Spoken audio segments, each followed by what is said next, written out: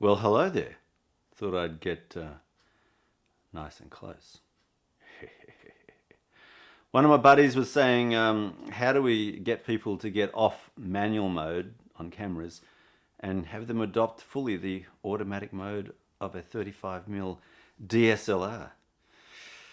And I thought to myself, isn't that a bit backwards? Don't you want to go from auto to manual? And he was adamant, no. We've got to stick with auto. Auto? Really?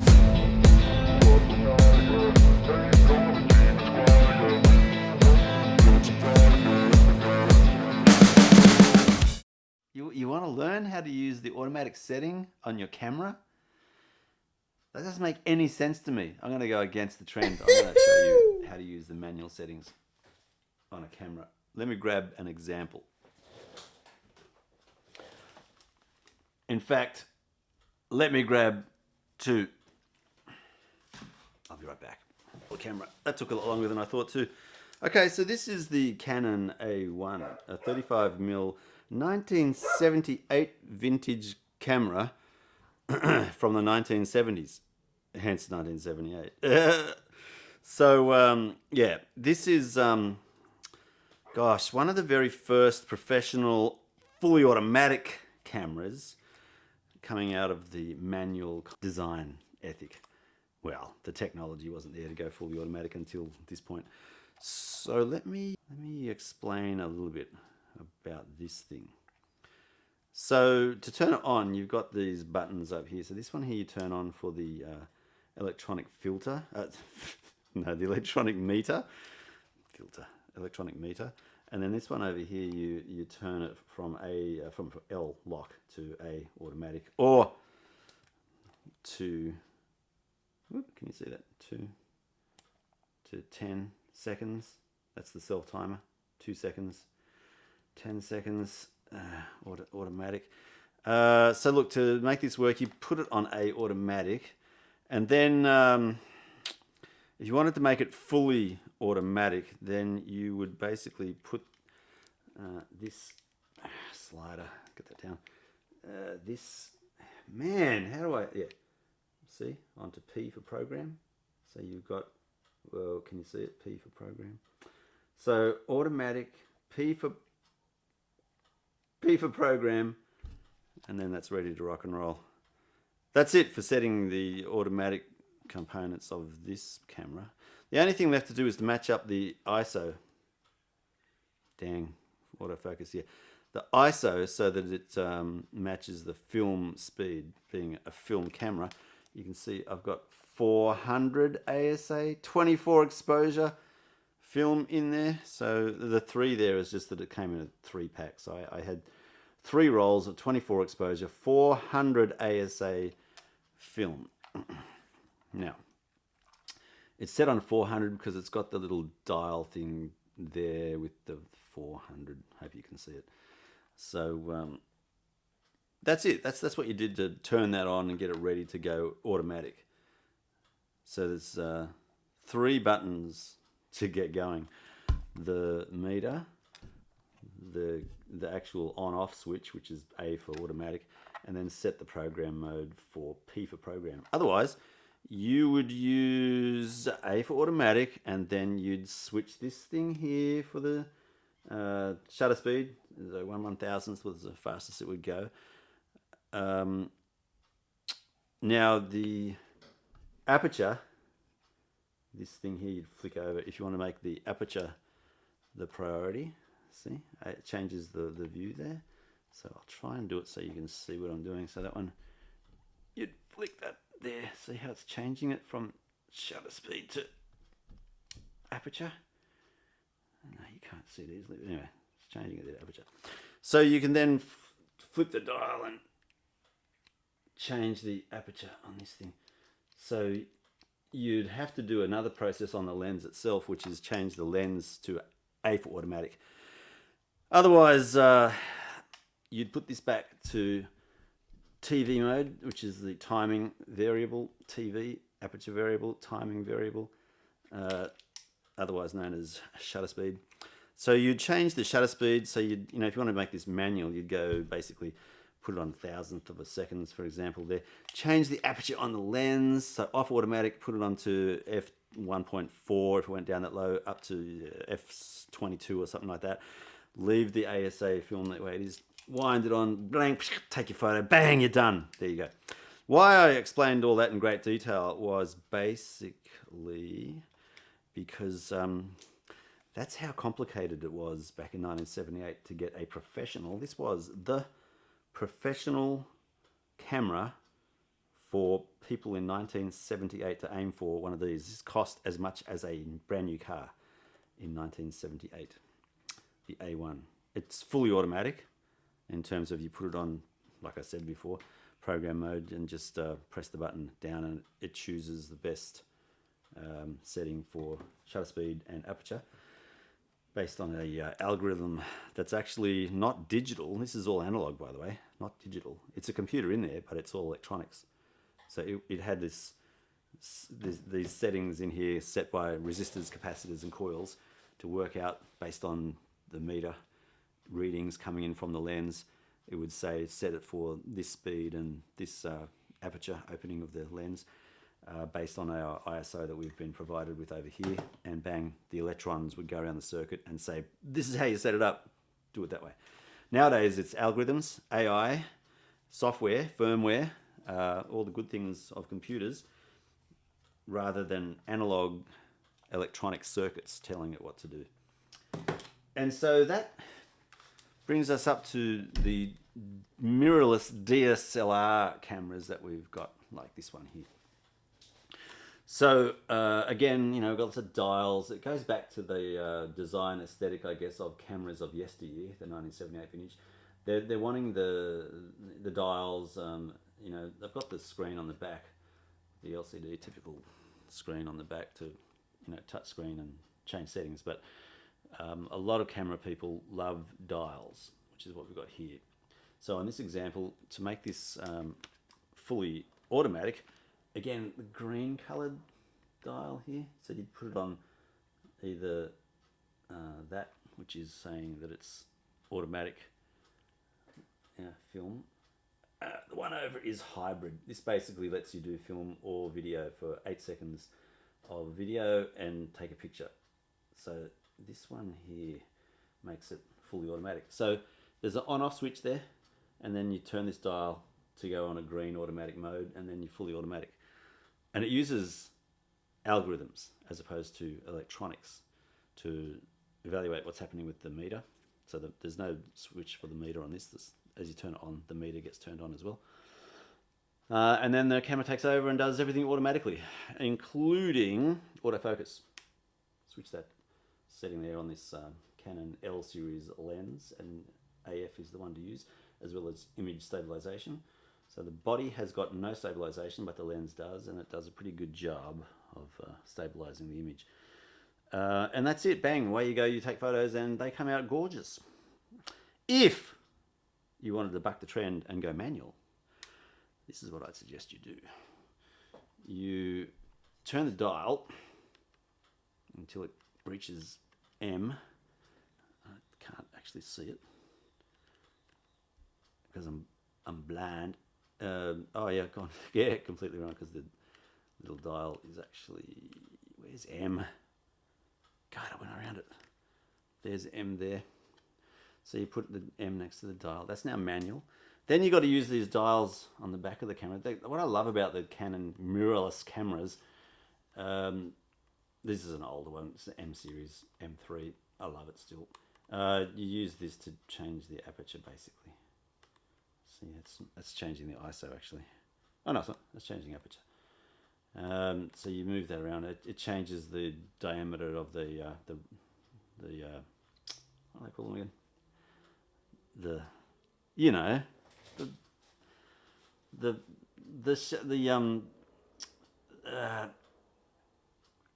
It'll come to me. Not the veins, the leaves. That'll do. The leaf. Let's call it leaves. Leaves, because they're little pieces of metal in the lens that kind of cross over and change the opening, the aperture for the light to come in. And then you use this one up here, this little dial here, to change the actual shutter speed. See, that's changing the 100ths of a second or whatever. And then you've got your meter down here to let you know if you're bang on exposure or overexposed or underexposed. This is really, really underexposed at the moment. So lastly, you got the ISO setting, so you push the button up here and that changes, then you turn the dial, that changes the ISO setting, which is the old film speed, the ASA film speed, and you press the center button to accept whatever that might be. So in operation, it's really quite simple. There's three things you've got to worry about: the ISO, the film speed, the aperture, the opening of the leaves. I'm going to call them leaves in the lens, which is just basically opening up or closing down the opening in the lens. And then you've got the shutter speed, which is it's basically a rolling piece of cloth or metal that goes across the sensor, and it goes like you could have goes down and then the tail comes down, or it's going really fast together like this, or sharper and sharper. So you get this little sliver of light going on the sensor. Obviously, the smaller the size of that gap, then the quicker the image is going to be taken. Or if there's like completely electronic, which is the case with the mirrorless, the electronic ones, they basically provide enough of a charge to the sensor to activate it and then deactivate it to capture the light. And then so the ASA rating is basically determining how sensitive that sensor is going to be for the opening of light coming through. So again, the technology has moved on, but the principles remain the same, basically. I mean, the only thing, there's a few major differences. So film used to be that you would expose for the darkness. So if it was too bright, the little silver oxide molecules on the film emulsion would basically get all activated through the sunlight, and then you can't recover anything. But if it, like the negative, you wouldn't be able to recover anything from the negative if it was overexposed.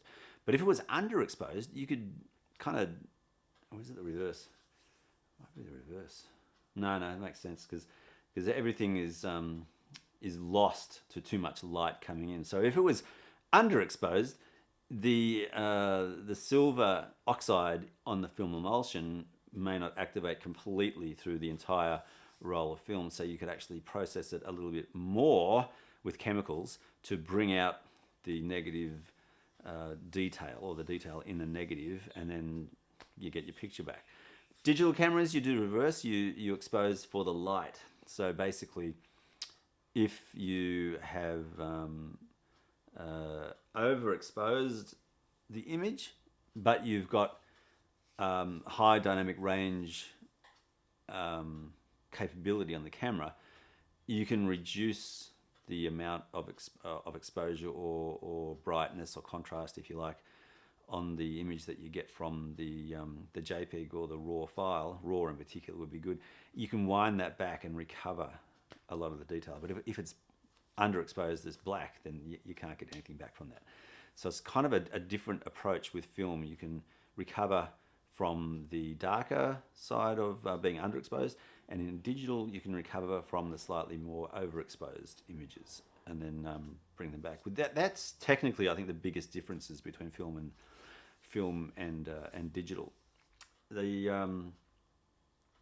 other major advantage around this is really interesting. The real good advantage about digital cameras over the old analog film camera is the instantaneous result and feedback that you receive from taking a digital picture. So you take your picture and then you review the picture on the back of the camera, and you can immediately see whether it's out of focus, in focus, overexposed, underexposed, too grainy, or too blurred. All of those factors are controlled by you in manual mode. If it's too grainy, it means that your ISO is too high. So the lower the number of the ISO, for example, 100 ASA, then that means that it's less sensitive to light, and it actually is able to have a finer grain or a finer level of detail in the image that you get out.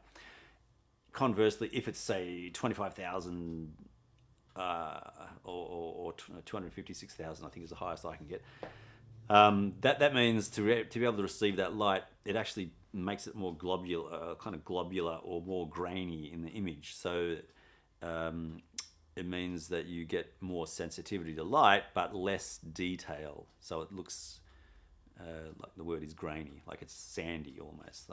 So it's like if you're making pictures from grains of sand, the grains of sand would be too big, and therefore it doesn't have enough detail in it. This is the one thing where digital and analog do correlate one to one. So the ISO speed of a digital camera will match what happens to the end image to that of film. If the ISO is too high and it becomes super grainy, then you lose detail, but it does have a nice effect.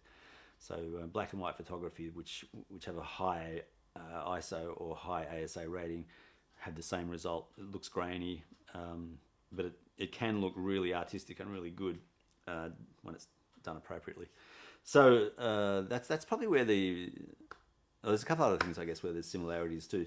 So with shutter speed, obviously the same thing happens. If you've got your shutter speed too slow and you take a photo, you'll get things like motion blur. So take a car, for example, if you hold your camera steady, take a photo at say 1/30th of a second and a car passes in front of the car will look blurred as it goes through. Or if you move the camera and track the car at 1/30th of a second, take a photo of the car, everything in the background is blurred, but the car is somewhat in focus. So the shutter speed determines the amount of blur effect that you get in your end result.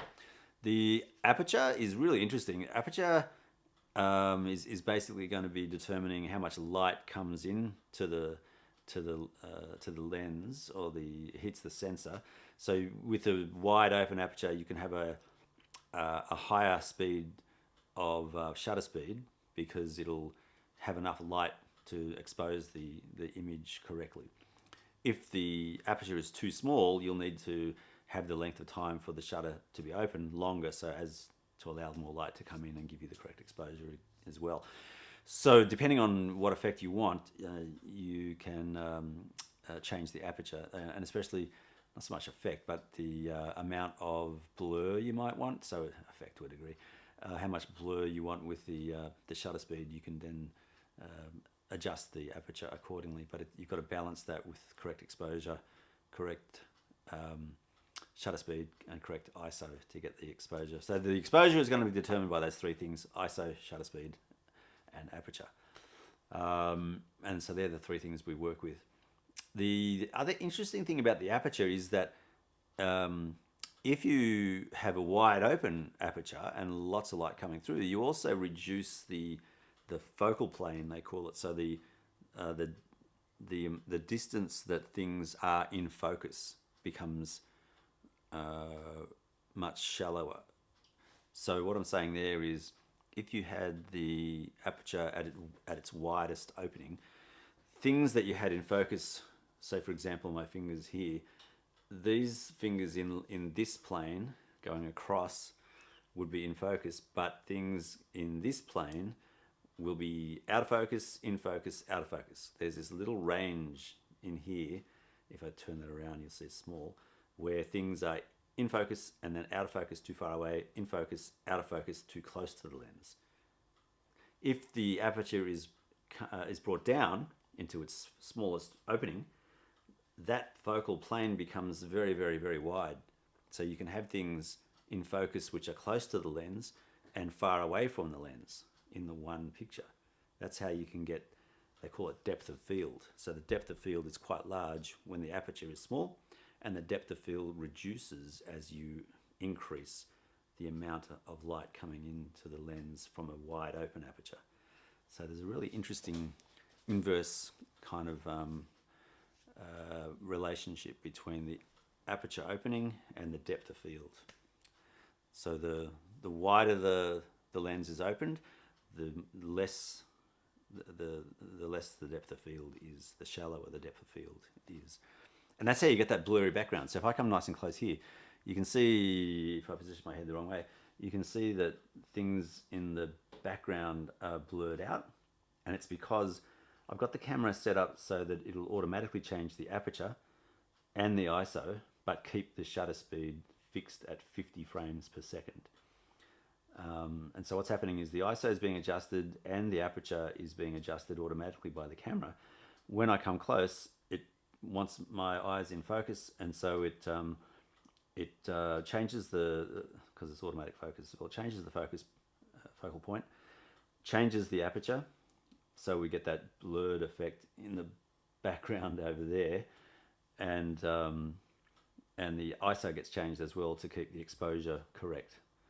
So it's doing a couple of things at once there to give us a bit of an artistic flavor, and yeah, I like how that works. It's pretty cool. So yeah, that's I guess the theory behind using cameras with manual settings is you do all of the thinking for that. You know, what ISO do you want? So it used to be you'd go out and buy a film with the ISO that you thought you might need. You know, if you wanted to do really fine portraiture, you get a slow ASA rated film, something like 6, 10, 50, 100 ASA. And if you were going to a sporting event and you needed to be able to quickly capture high speed motion, like soccer games, cricket games, football, whatever it might be, or sporting events with motor cars or motorcycles traveling at great speed, you'd go for a fast film, 1600, 2000 ASA, something like that. That would allow you to use a high shutter speed and then be able to capture motion at the right exposure as well. So there's that thinking that's required to prepare yourself for what it is you're coming up against to capture the details of. Whereas nowadays with digital, you've got this sensor which you can actually set the ASA automatically, or not automatically, but you can set it whatever you want. If you want fine grain, great detail, you knock it down to 100 ASA.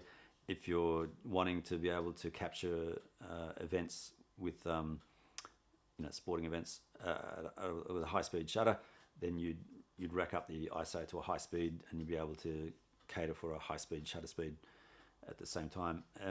That also gives you that flexibility around changing the aperture so that you can reduce the depth of field and keep things sharply in focus for a small range. So you'd have a soccer ball, for example, being kicked, and then maybe the foot of the football player out of focus because it's just outside of the depth of field of focal range. Or conversely, you could have the aperture set very, very small, and that gives you that deep depth of field, so you can have the soccer ball, foot, people in the background all in focus, just depending on what it is that you want to achieve. And that's where the beauty of going manual is, that you can determine what the look that you're after. If you want everything in focus, you can make that happen by reducing that aperture size.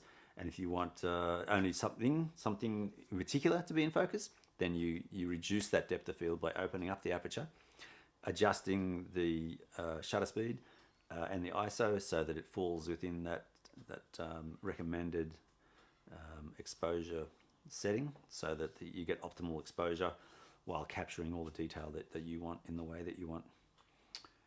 There's not really much more to it. What happens now is you put your camera into manual mode and you experiment. You just see what happens if I change the ISO. If I make the ISO really super grainy, which means it's a high value, something like 256,000 or some ridiculous figure, you'll see the result straight away. You'll see it as being it's not really fine detail, but it's grainy.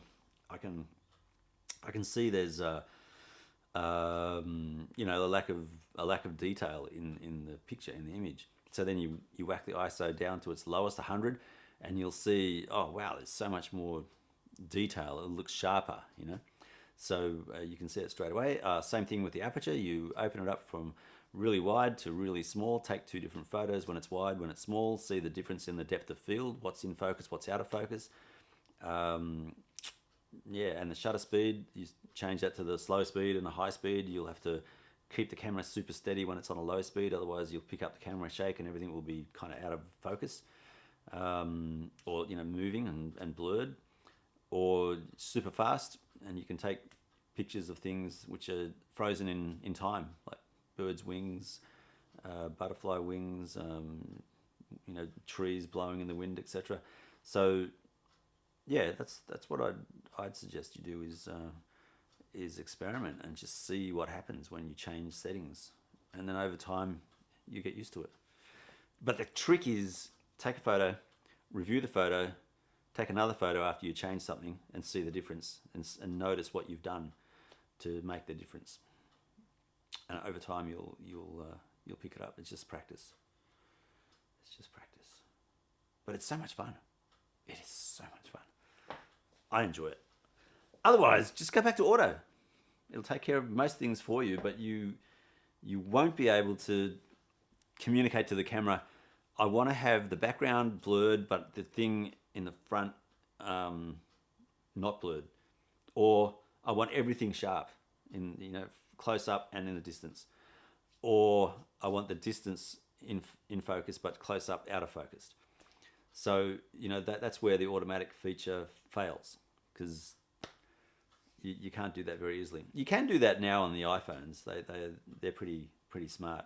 You can just tap where you want the focus to be, and that will assist in most situations. But if you do one more thing, which is put the lens in manual mode as well, then you have total control. You can adjust where exactly you want that focus to be. So yeah, if you go manual, ISO, shutter speed, and an aperture, and then manually focus, you'll see what I mean. You'll be able to make the photo exactly as you want. And that is then where art comes into it. The science is taken care of. Now it's art, where you interpret things and you pull out the detail that you want to pull out and draw people's attention to the thing that you want to draw their attention to by making it either in focus or out of focus. You can do that really, really effectively with manual control of the focus of the lens. It is a fascinating field, I'm telling you. You'll get sucked in. Just be careful. Just be careful out there. So the thing is that once you do that with a digital camera, you'll come back to a old analog film camera. Oh boy. And then, wow, I'm telling you, when you get film into one of these film cameras and you start taking photos with it, holy crap, when you see the result, I can do a video to show you how to, develop the film as well. It is involved. It's quite, it's fiddly. It's not messy, but it's fiddly. But it's really, really rewarding. You get the negative back, and there's a way to use the negative on an iPhone to use an app to convert it to a positive, to then have it as an image, a JPEG image that you've created from scratch. It is so interesting. Yeah, because then, so you learn on the digital, and then you apply everything you learned from the digital back onto the film camera, and you become this outstanding film photographer. I am not kidding. You understand how this works much better after you've gotten all the understanding from the digital camera on manual mode. So yeah, my friend who's saying people just want auto, yeah, people want auto until they don't. And this is just like a primer, so I'll go into more detail about all of the four aspects of photography, because there's lenses, one. That's fascinating, because focal point comes into play as well. The focal length of the lens, which is basically the lens at the back of the camera. There's a piece of glass. The focal length is the distance from that lens at the back of the lens. I'll show you.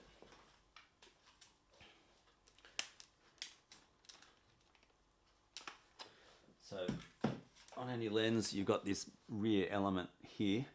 So that's the front of the camera, and inside there's a front lens. This is the rear lens.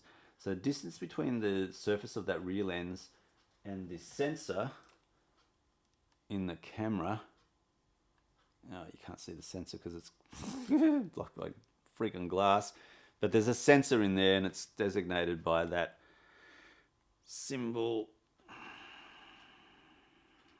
there. That symbol there tells you where the sensor is. So the distance between that symbol and the back of that lens, that's the focal length. And the focal length will let you see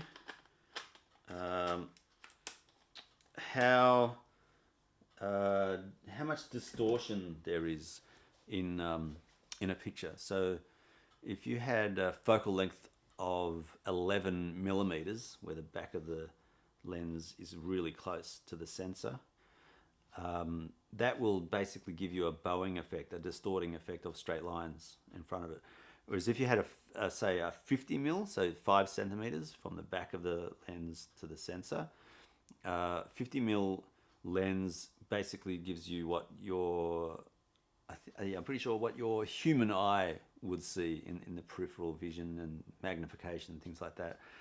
The 11 mil is actually like a wide angle lens, so that will expose more of these things you can't see in your periphery, bring them into the picture, and that's why it's got that bowed effect, because it's like the circular, almost like a fisheye. The fisheye does a really circular type of a distortion. And so when you get out of the fisheye range into the wide angle range, you still get a bit of distortion around the straight lines, but you see more. And then as you get more and more increases in focal length, like 200 mil, so 20 centimeters, you will magnify and go the other way. You'll start to make things bow in if it's done excessively. But what you're doing is basically magnifying and seeing further. So 600 mil, where you're talking 60 centimeters, whatever that is, like that, you'll be able to see a long way away, therefore magnifying everything. But what it does is that then flattens the view. So you get a distance of a tree in the distance and a house in the foreground reduced. So they look like they're on top of each other, but in real life there's a separation of distance between the two. It's another subject I guess we can get into. So then we talk about ISO and they used to be called DIN and then ASA and now ISO. So they're not all equivalent, but they're on the same understanding of their sensitivity to light for film and or sensors.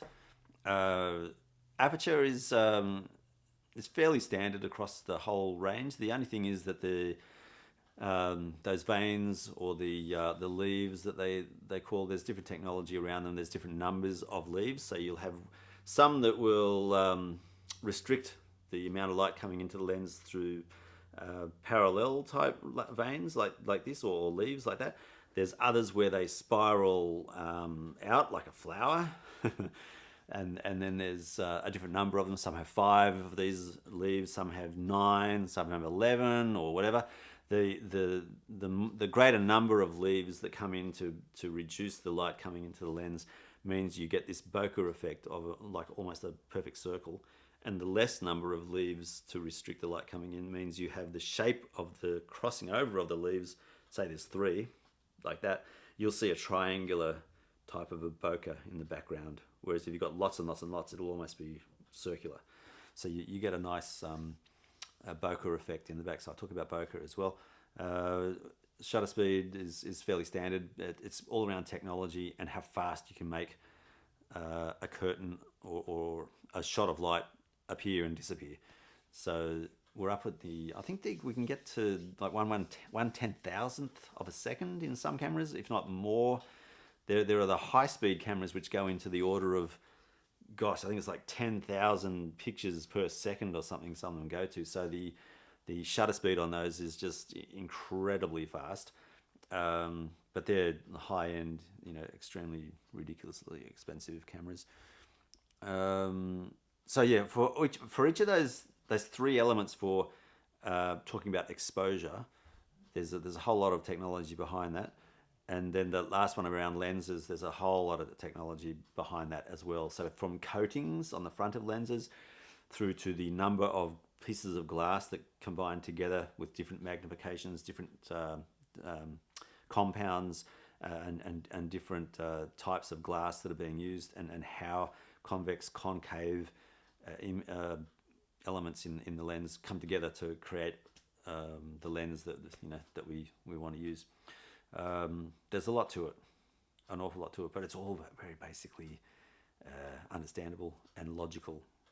So it's kind of I don't know, it's weird.